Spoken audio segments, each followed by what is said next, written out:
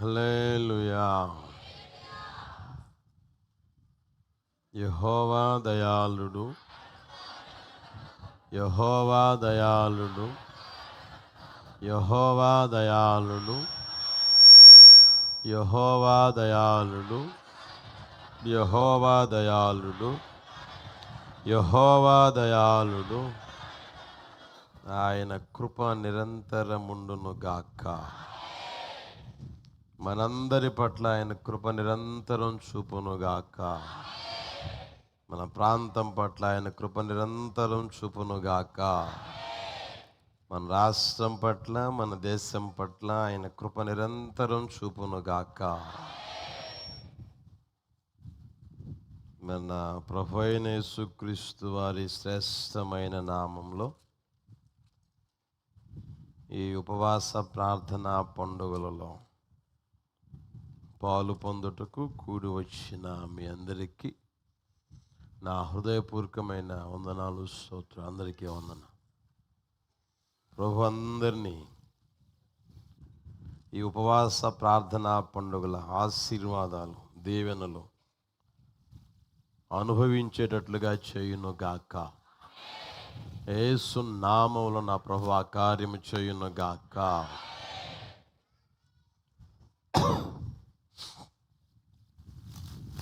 ఒక వాక్యాన్ని చూపిస్తాను, చూడండి. లూకా సువర్తమానం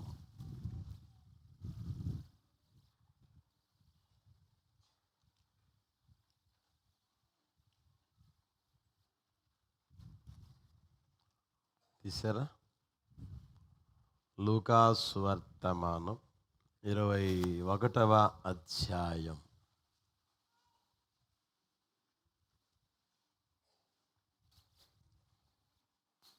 15వ వచనం నేను చదువుతాను, చూడండి. మీ విరోధులందరూ ఎదురాడుటకును కాదనుటకును వీలు కాని వాక్కును జ్ఞానమును నేను మీకు అనుగ్రహింతును. అందరం చదువుదామా? మీ విరోధులందరూ ఎదురాడుటకును కాదనుటకును వీలు కాని వాక్కును జ్ఞానమును నేను మీకు అనుగ్రహింతును. ఆ చివరి భాగం మరొకసారి చదువుదామా? జ్ఞానమును, అందరూ అనండి, జ్ఞానమును నేను మీకు అనుగ్రహింతును. జ్ఞానమును యేసయ్య నాకు అనుగ్రహించును. అనండి, యేసయ్య జ్ఞానమును నాకు దయచేయును, నాకు అనుగ్రహించును. నా దేవుడు ఆ కార్యము చేయునుగాక. ఈ ఉపవాస ప్రార్థనలకు లేదా పండుగలకు ప్రభు అనుగ్రహించిన మూలవాక్యం, యేసు ప్రభువారు సశరీరుడుగా కృపాసత్య సంపూర్ణుడుగా ఈ భూమి మీద సంచరిస్తూ ఉన్న రోజుల్లో యేసయ్య నోటే జాలువారిన మాటలవి. జ్ఞానమును నేను మీకు అనుగ్రహిస్తాను అని దేవుడు చెప్పాడు అంటే, చెప్పండి, చేస్తాడు. అలాగే చేయునుగాక. మనందరికీ దేవుడు పైనుండి వచ్చు జ్ఞానం, దైవ జ్ఞానముతో ప్రభు నింపునుగాక. హల్లెలూయా. సామెతల పుస్తకం 4వ అధ్యాయం 5వ వచనం కూడా చూస్తే, జ్ఞానమును సంపాదించుకొనుము. ఏంటంట? జ్ఞానమును సంపాదించుకొనుము అని వ్రాయబడి ఉంది. ఆయన సామాన్యుడేమి కాదు. ఆ మాటలు చెప్పిన ఆయన ఎవరి ద్వారా అయితే ప్రభు తెలియజేశాడో ఆయన సామాన్యుడు కాదు. భూమి మీద సూర్యుని క్రింద జరిగే సమస్తాన్ని ఆయన క్షుణ్ణంగా పరిశీలన చేసినవాడు. సమయాన్ని వ్యర్థపుచ్చుకోకుండా పరిశీలన చేసి చేసి చేసి ఆ మాటలు తెలియజేయడం జరిగింది. జ్ఞానమును సంపాదించుకొనుము. జ్ఞానమును చెప్పండి, అది సంపాదించుకునేది, అది సంపాదించుకునేది, అది పొందుకోవలసిందే. అందుకనే ప్రియమైన వాళ్ళరా ఆయన అంటాడు జ్ఞానాన్ని కాస్త సంపాదించుకొనుము. ఈ రోజున ఏవేవో సంపాదించుకుంటూ ఉండడం మనం గమనించగలుగుతూ ఉన్నాం. బైబిల్లో కూడా ఉన్నాయి. మొట్టమొదటి మనిషిగా ఉన్న ఆదామును గమనిస్తే ఆయన భార్యను మనం గుర్తెరగలిగితే అన్న మాట ఏం తెలిసిన, యెహోవా దయ వలన నేను ఒక మనుష్యుని సంపాదించుకున్నాను అన్నది. ఒక మనుష్యుని సంపాదించుకున్నదంట ఆమె. తర్వాత మనం గమనిస్తే బాబేలు గోపురం కట్టేటప్పుడు వాళ్ళు అన్నమాట ఏంటంటే పేరు సంపాదించుకుందాం, పేరు సంపాదించుకుందాం. కొంతమంది ఏమో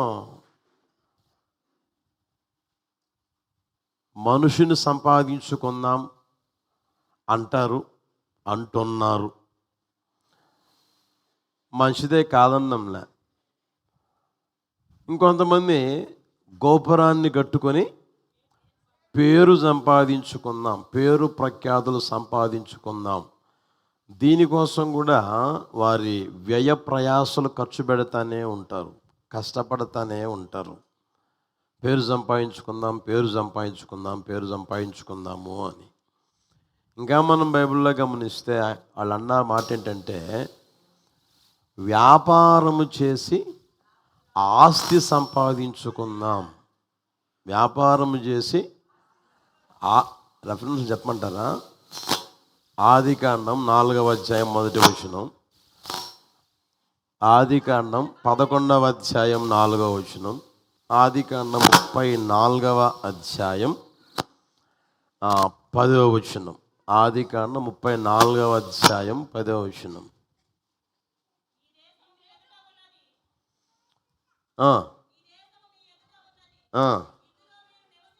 వ్యాపారము చేసి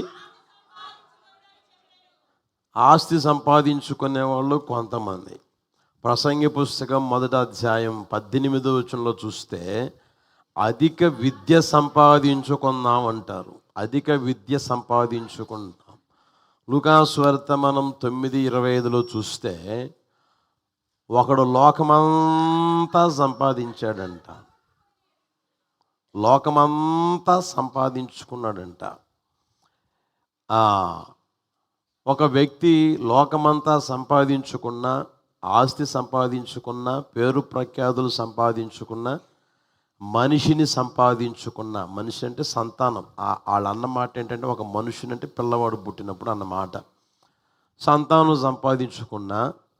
సంపాదించుకోవలసింది సంపాదించుకోకపోతే అవన్నీ వ్యర్థంగా మారిపోతాయి, అవన్నీ ఎందుకు ఉపయోగం లేనివిగా మారిపోతాయి. ప్రియమైన వాళ్ళారా, సొలొమోను మహారాజుని మనం గమనిస్తే ఆయన పిల్లల్ని సంపాదించుకున్నాడు, పేరు సంపాదించుకున్నాడు, ఆస్తి సంపాదించుకున్నాడు, అధిక విద్య సంపాదించుకున్నాడు. తర్వాత ఆయన అంతా సంపాదించుకున్నాడు. లోకమంతా అంటే ఏంటి?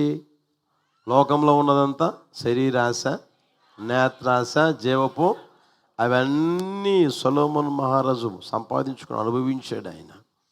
ఆయన అంటాడు అవన్నీ కదరా, అవసరమైంది కాస్త జ్ఞానం సంపాదించుకో. హల్లెలూయా. ఏం సంపాదించుకోవాలంట? జ్ఞానము సంపాదించుకో అంటూ ఉన్నాడు. ప్రియమైన వాళ్ళారా, ఏంట్రా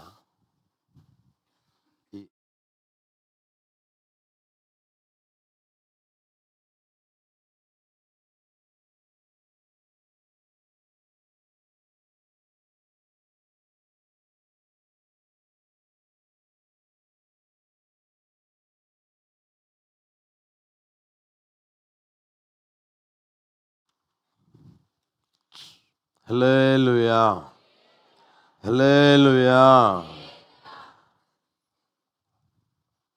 మన జీవితంలో మన జ్ఞానం సంపాదించుకోగలగాలి.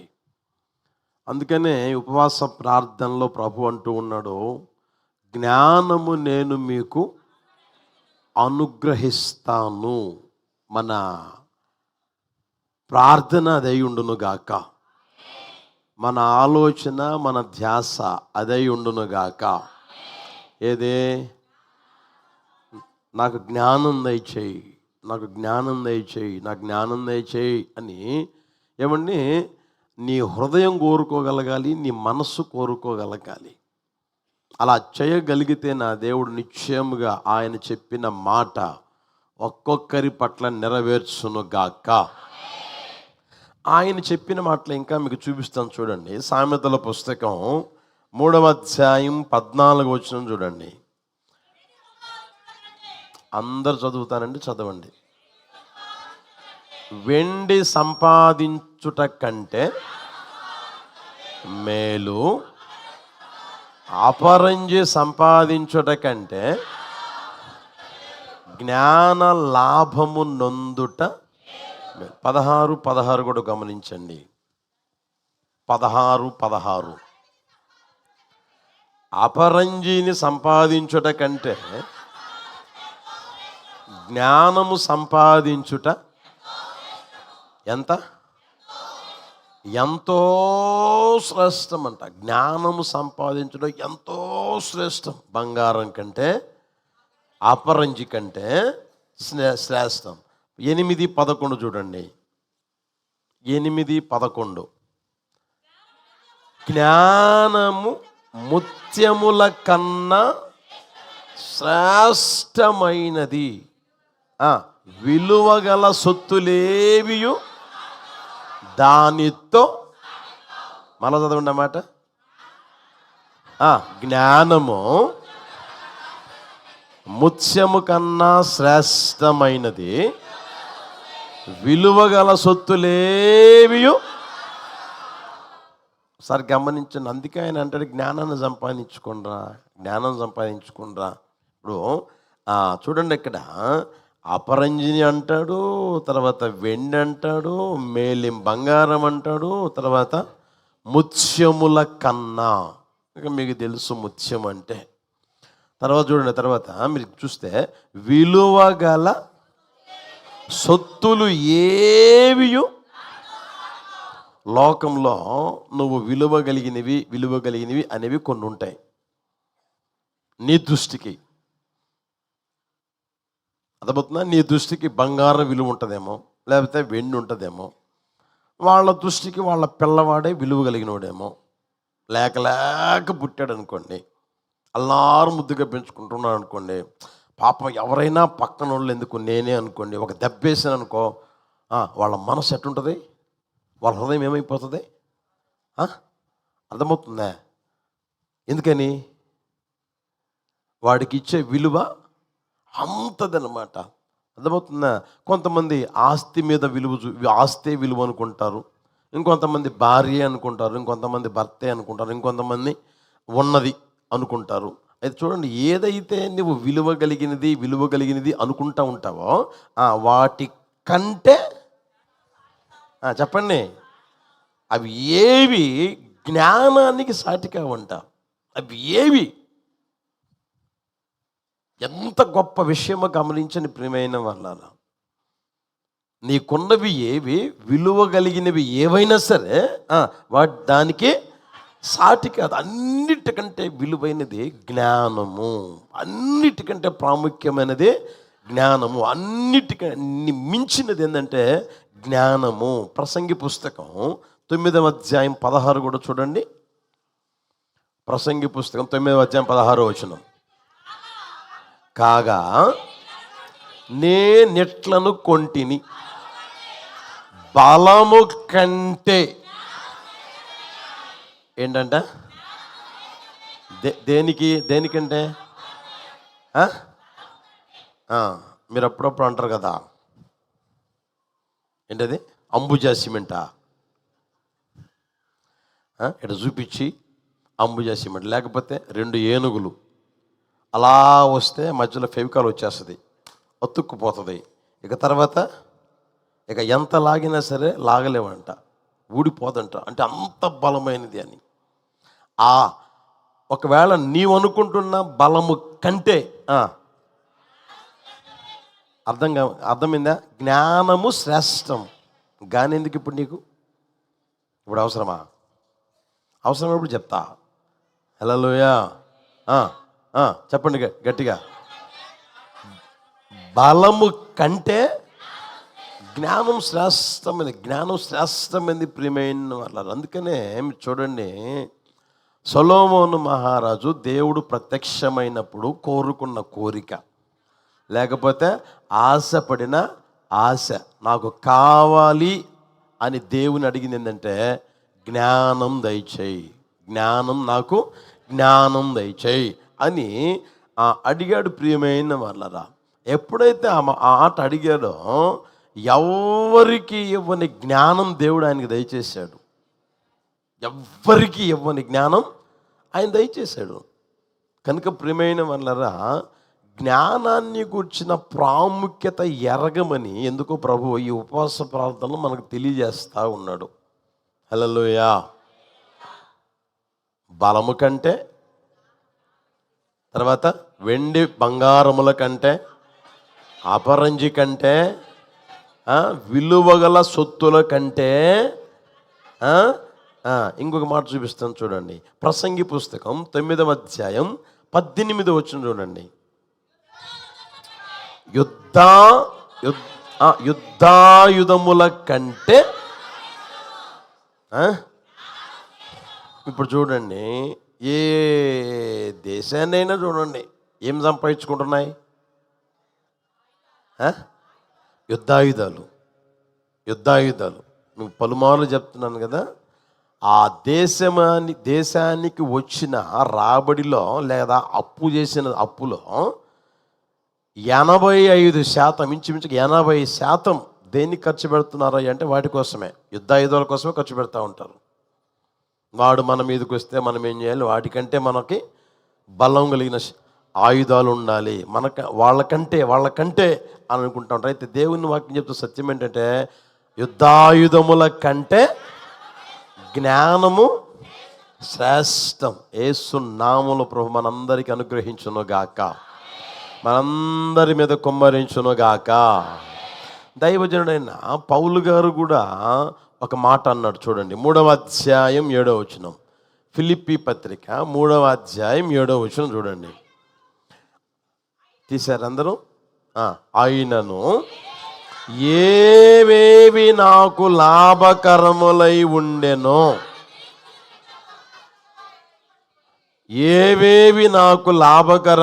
ఉండెనో, వాటిని క్రీస్తు నిమిత్తం నష్టముగా ఎంచుకొంటిని. ఏమయ్యా, ఎందుకు ఎంచుకున్నావు? నష్టంగా ఎందుకు ఎంచుకున్నావు? నీకేం పని? అన్నిటిని విడిచిపెట్టాల్సిన అవసరం ఏంటి? అన్నిటిని నష్టంగా ఎంచుకోవాల్సిన అవసరం ఏమైంది? దేనికోసం అంటే ఆయన అంటాడు చూడండి, నిశ్చయముగా అతి శ్రేష్టమైన, ఎలాంటిదంట అది? అతి శ్రేష్టమైన జ్ఞానము నిమిత్తమై. ఆ మాట గమనించండి. సమస్తాన్ని నష్టంగా ఎంచుకున్నాడు ప్రియమైన వాళ్ళారా. ఆయన సామాన్యముగానే జ్ఞాని. దైవజన పౌలు గారు జ్ఞాని అయినా సరే ఆయన అంటాడు, ఇంకా నాకు జ్ఞానం కావాలి, అతి శ్రేష్టమైన జ్ఞానం కోసం నేను సమస్తమును నష్టముగా ఎంచుకున్నాను అన్న ఆ మాటలో మనం గమనించగలుగుతూ ఉన్నాం. యేసు ప్రభు వారు ఈ లోకంలో సంచరిస్తున్న రోజుల్లో యేసయ్యను గూర్చి కూడా వ్రాయబడిన మాట మనం గమనిస్తే చూడండి, లూకాసు వర్తమానం 2వ అధ్యాయం 52వ వచనం. లూకాసు వర్తమానం 2వ అధ్యాయం 52వ వచనం. యేసు జ్ఞానమందును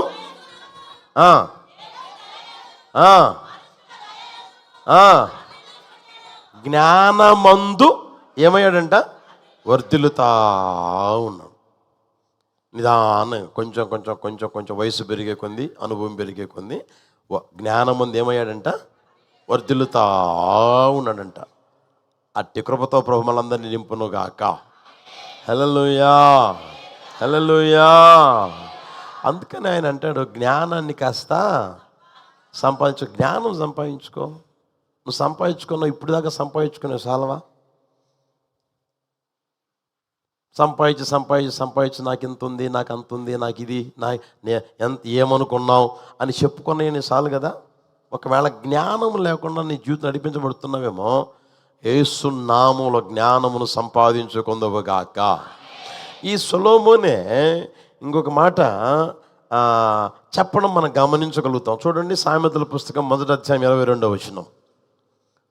అందరు చదవండి, ఏమనుకోవద్దు, అందరు తీయండి, అందరు చదవండి. ఎట్లనగా ఏంటంట? అందరూ అనండి. జ్ఞానము లేని వారలారా, మీరు ఎన్నాళ్ళు జ్ఞానము లేని వారుగా ఉండగోరుదురు? అపహాసకులారా, మీరు ఎన్నాళ్ళు అపహాస్యము చేయుచు ఆనందింతురు? బుద్ధిహీనులారా, మీరు ఎన్నాళ్ళు జ్ఞానమును, ఆ మాట చూడండి, మీరు ఎన్నాళ్ళు ఆస్తిపరులుగా మారకుండా ఉంటారు? మీరు ఎన్నాళ్ళు లోకాన్ని సంపాదించుకోకుండా ఉంటారు? మీరు ఎన్నాళ్ళు వెండి బంగారం సంపాదించుకోకుండా ఉంటారు? మీరు ఎన్నాళ్ళు పేరు ప్రతిష్టలు సంపాదించుకోకుండా ఉంటారు అన్నాడా? ఏమన్నాడు ఆయన? మీరు ఎన్నాళ్ళు జ్ఞానము లేని వారిగా ఉండగోరతారు. పుట్టినది మొదలుకొని ఊహ వచ్చిన తర్వాత బాల్యం అనేది ఉంటుంది. అర్థమవుతుందా? తర్వాత యవ్వనం అనేది ఉంటుంది, నడిప్రాయం అనేది ఉంటుంది, వృద్ధాప్యం అనేది ఉంటుంది. ప్రియమైన వాళ్ళరా, అర్థమవుతుందా? వయసు పెరుగుతూ ఉండగా మీరు ఎన్నాళ్ళు ఇంకా జ్ఞానము లేని వారిగా ఉంటారు? జ్ఞానాన్ని గురించిన ముఖ్యత్వం ఎంత స్పష్టంగా ఆయన తెలియజేస్తాడో గుర్తెరగని ప్రియమైన వాళ్ళరా. మీరు ఎన్నాళ్ళు, ఎంతకాలం? అప్పుడప్పుడు అంటామే, ఏమని తెలిసిన, అరే థర్డ్ సెట్ లాగా, చెప్పండి, థర్డ్ సెట్ లాగా పెరిగావు, ఇంకా అడ్డం. నేను అనకూడదులే, అవునా? మీ ఇంకా ఎన్నాళ్ళు రా, ఇంకా ఎన్నాళ్ళు?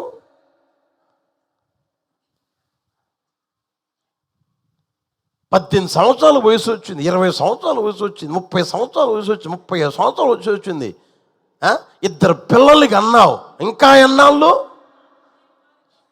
చెప్పండి, ఇంకా ఎన్నాళ్ళు జ్ఞానం లేని వారుగా ఉంటావు?